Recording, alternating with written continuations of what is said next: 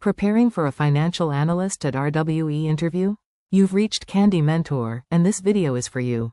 We'll walk through 25 key questions you're likely to face. For each question you'll see a sample answer followed by the key points to cover. Subscribe, like, and share, and drop a topic request in the comments. Question 1. Why do you want to work as a financial analyst at RWE? RWE appeals to me because it combines rigorous financial analysis with a business that is reshaping the energy system.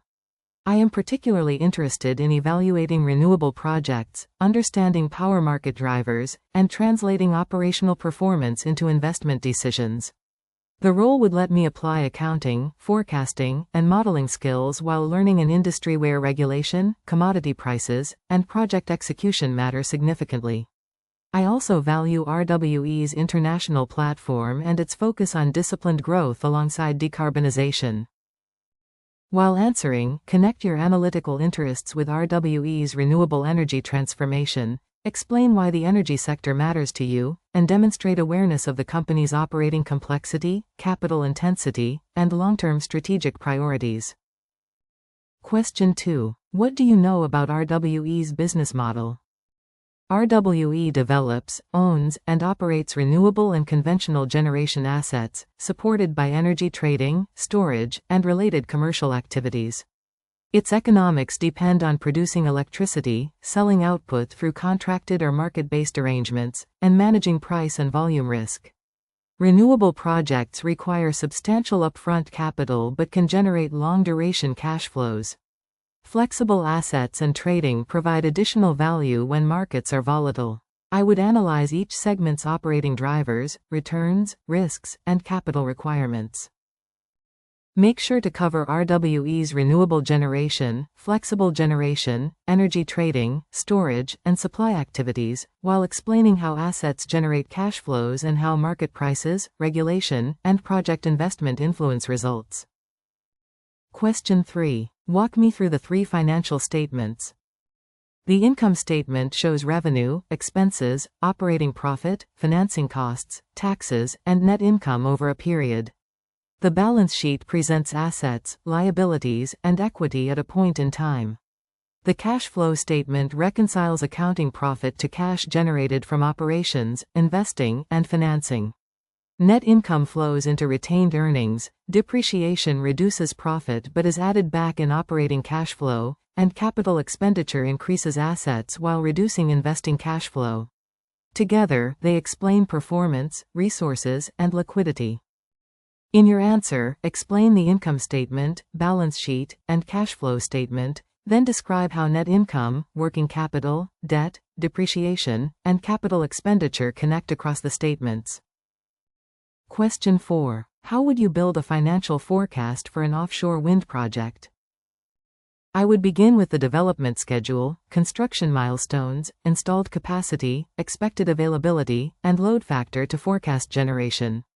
I would then apply contracted prices or market price assumptions, separately modeling inflation, operating costs, maintenance, grid charges, and development expenditure.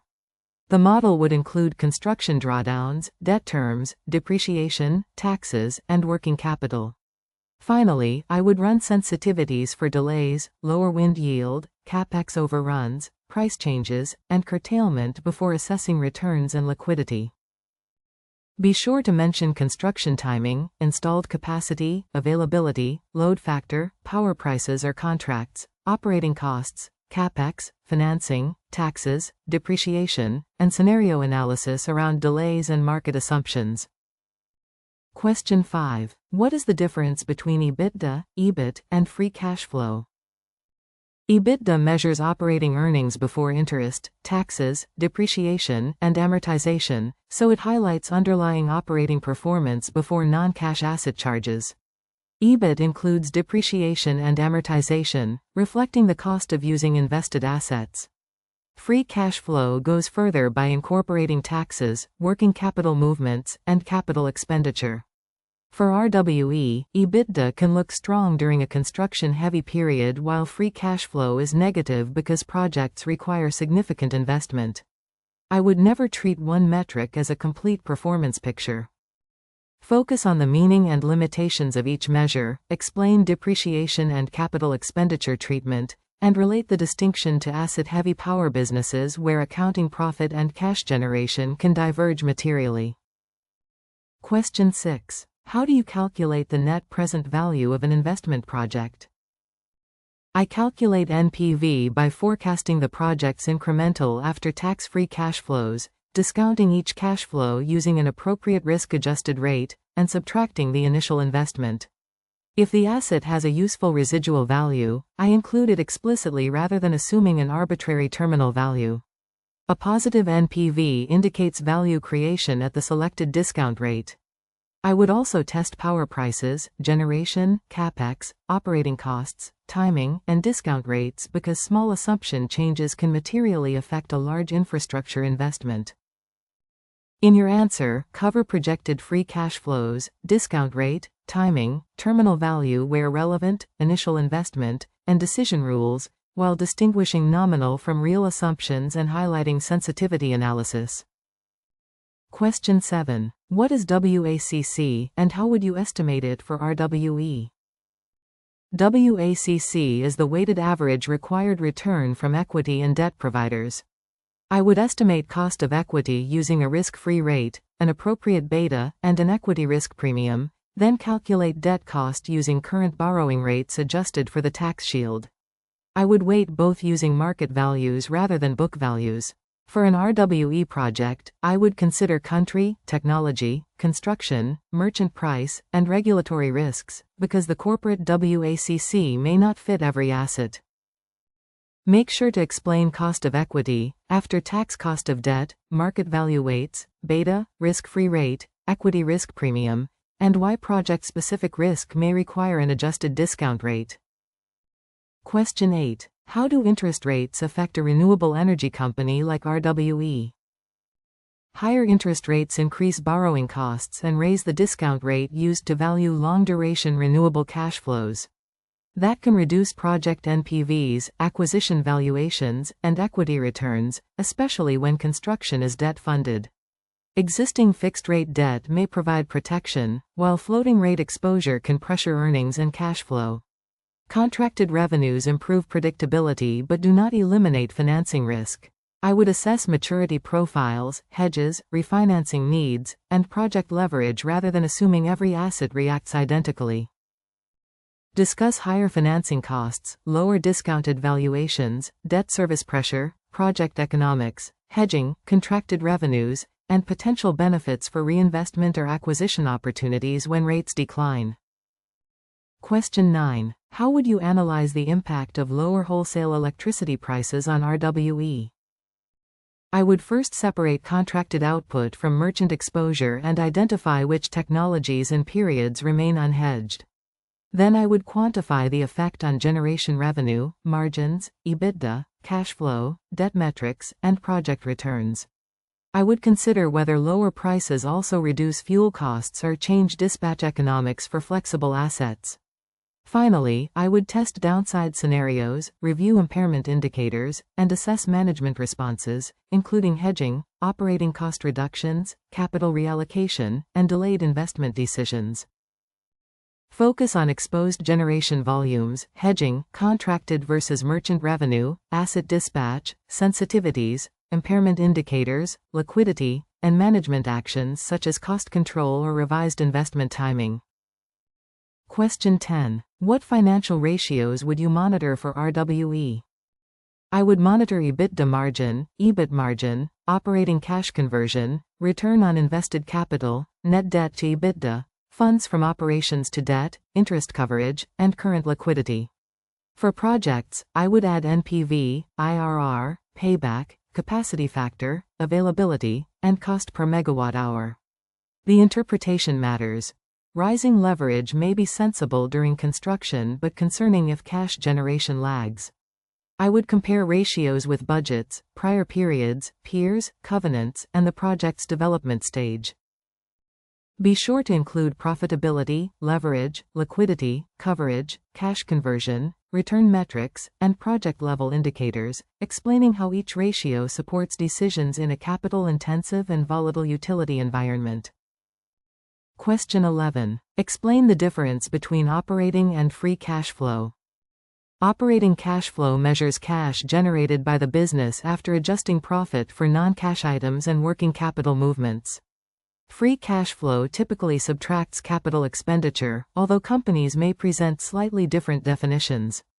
The distinction is crucial at RWE because operating assets can generate cash while new wind, solar, grid, or storage projects consume substantial investment cash. I would separate maintenance capex from growth capex, reconcile management definitions carefully, and use free cash flow to assess funding flexibility, debt reduction, and distributions.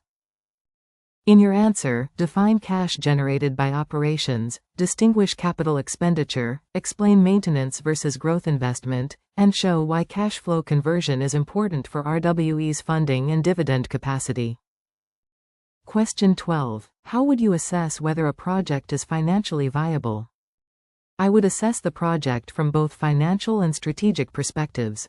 Financially, I would model generation, pricing, operating costs, capex, taxes, financing, and timing, then calculate NPV, IRR, payback, and cash flow requirements.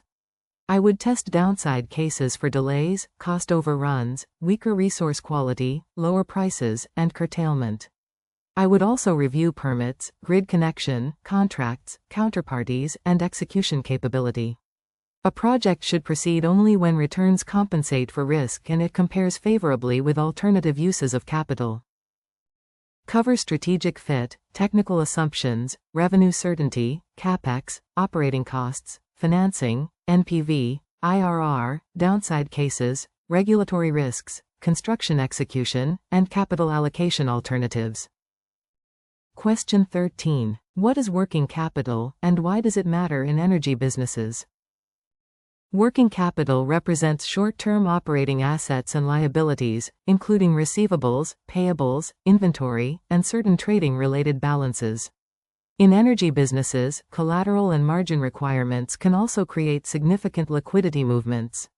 A company may report profit but experience cash pressure if receivables rise, inventory builds, or counterparties require additional collateral. I would analyze working capital days, seasonal patterns, commodity price effects, and one-off movements, then distinguish sustainable operational changes from temporary volatility when forecasting cash flow. Make sure to explain receivables, payables, inventory, collateral, margining, timing differences, and how commodity volatility can create large liquidity movements despite reported profitability. Question 14. How would you investigate a variance between actual and budgeted EBITDA? I would begin by reconciling actual and budgeted EBITDA by business segment and month, then bridge the difference into price, volume, mix, availability, timing, operating costs, foreign exchange, and exceptional items. For generation, I would compare actual output with forecast resource conditions and outage assumptions. I would validate explanations against production, trading, procurement, and accounting data rather than relying only on commentary. Finally, I would update the forecast, document the root causes, and identify whether corrective action is required. Focus on decomposing the variance by volume, price, mix, timing, foreign exchange, costs, one-offs, and accounting effects, then validate explanations against operational data and management reporting. Question 15. What is impairment, and when might it arise for an energy asset? An impairment occurs when an asset's carrying value exceeds its recoverable amount. Recoverable amount is the higher of value in use and fair value less costs of disposal. For an energy asset, triggers could include sustained lower power prices, weaker generation, construction delays, cost overruns, permit changes, higher discount rates, or policy shifts. I would review assumptions carefully, compare them with market evidence, test sensitivities, and ensure the accounting conclusion is supported. Impairment reduces reported profit but does not directly represent a current period cash payment. Explain carrying value, recoverable amount, value in use, fair value less costs of disposal, triggering events, cash flow assumptions, and how lower prices, delays, or regulation can affect impairment testing. Question 16. How do renewable power purchase agreements affect financial analysis? A power purchase agreement can improve revenue visibility by specifying a price or pricing formula for generated electricity over an agreed period. I would analyze price indexation, contract duration, volume commitments, production profile, imbalance risk, curtailment provisions, and the buyer's credit quality. A PPA can support project financing and reduce merchant exposure, but it may limit upside if market prices rise. I would model contracted and uncontracted volumes separately, then assess profitability, liquidity, and counterparty concentration under multiple scenarios. Discuss contracted prices, volume and shape risk, duration, credit quality, floor or indexation features, accounting implications, and the trade-off between revenue certainty and potential upside. Question 17. How would you evaluate a potential acquisition of a renewable portfolio? I would start with asset-level due diligence, installed capacity, resource quality, availability, remaining life, permits, grid connection, operating history, and contracted versus merchant revenue. I would normalize EBITDA, forecast capex and maintenance needs, and value the portfolio using DCF and comparable transactions. I would then test debt capacity, synergies, tax effects, contingent liabilities, seller assumptions, and regulatory approvals. The decision should reflect risk-adjusted returns and strategic fit, not simply the headline purchase price or projected capacity. Be sure to cover asset quality, generation history, contracted revenues, pipeline maturity, valuation, synergies, liabilities, financing, regulatory approvals, integration, and downside risks specific to the portfolio. Question 18. What is sensitivity analysis, and how would you use it in an RWE model? Sensitivity analysis shows how a model's output changes when key assumptions move. I would vary one driver at a time to identify its influence, then use combined scenarios to represent coherent outcomes. For an RWE project, important variables include power prices, load factor, availability, capex, operating costs, inflation, construction timing, interest rates, and curtailment. I would present the results through data tables or tornado charts and use them to focus diligence, negotiate protections, and define approval thresholds. Explain changing one or more assumptions to identify value drivers, distinguish sensitivity from scenario analysis, and mention power prices, load factors, capex, rates, delays, and operating costs. Question 19. How would you handle a financial model containing inconsistent assumptions? I would not immediately overwrite questionable inputs. First, I would map the model, identify hard codes, trace key formulas, and compare assumptions with source documents and approved budgets. I would check units, dates, inflation treatment, tax logic, and whether operating assumptions reconcile with financial outputs. I would create an assumptions register, isolate errors, and document proposed corrections. Then I would discuss material issues with the owner, preserve an audit trail, and run controlled checks before relying on the revised model. In your answer, describe tracing formulas, creating an assumptions register, checking units and timing, reconciling statements, validating source data, documenting changes, and communicating issues without hiding uncertainty. Question 20. Tell me about a time you found an important error in analysis. In a forecasting assignment, I noticed that projected operating costs fell sharply even though production volumes increased. I traced the formulas and found that 1 year's maintenance assumption had been linked to an outdated worksheet. I quantified the impact, informed my manager promptly, corrected the link, and reran the forecast and sensitivities. I also added a reconciliation check comparing operating cost drivers with source schedules. The experience reinforced that analytical judgment includes challenging outputs that appear convenient rather than accepting them automatically.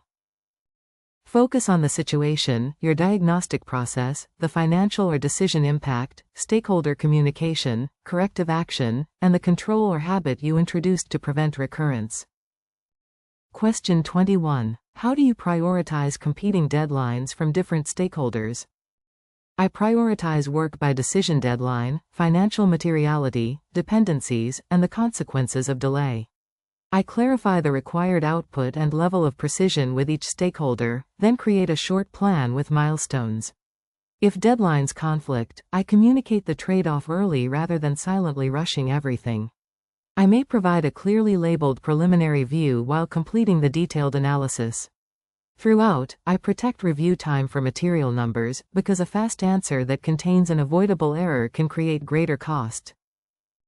Mention assessing urgency, materiality, decision dependency, stakeholder expectations, data availability, and quality risk. Then explain how you communicate trade-offs and provide interim outputs responsibly. Question 22. What Excel or financial modeling techniques do you use most? I build models with separate input, calculation, output, and check sections so assumptions remain transparent and formulas are easy to audit. I use functions such as SUMIFs, index match or XLOOKUP, and structured tables, supported by pivot tables for data review. For forecasting, I prefer operational drivers linked to revenue and cost lines rather than unexplained growth rates. I include balance checks, cash flow reconciliations, scenario switches, and sensitivity tables, then review formulas and outputs before presenting conclusions. Be sure to discuss structured model design, linked assumptions, SUMIFs or index match, scenario controls, checks, pivot tables, charts, version control, and translating operational drivers into financial outputs. Question 23. How would you explain a complex financial conclusion to a non-financial manager? I would lead with the conclusion and its business implication, not with accounting terminology. For example, I might say that a project remains attractive, but a 6-month delay reduces value because financing begins earlier while revenue starts later. I would show the 2 or 3 largest drivers, quantify the effect, and explain the main uncertainty. If technical detail is needed, I would provide it afterward. I would finish with a clear recommendation, decision required, and any actions to monitor. Focus on starting with the decision, using plain language, separating drivers from technical detail, quantifying implications, using visuals where useful, and confirming the audience understands the recommended action. Question 24. What risks should a financial analyst consider in the energy transition? The energy transition creates growth opportunities but also concentrated risks. I would consider power price volatility, changing subsidies and regulation, permitting delays, grid constraints, supply chain inflation, technology performance, weather variability, construction execution, and cyber threats. Financing and counterparty credit are important because projects require long-term capital and contracts.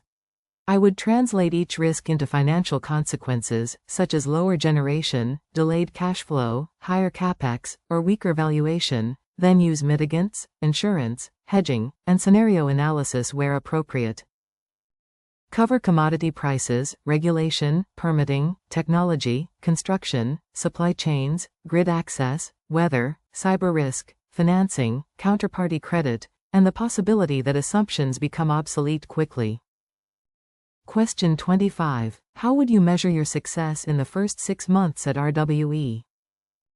After 6 months, I would want to be trusted to deliver accurate analysis on time and explain the drivers behind the numbers.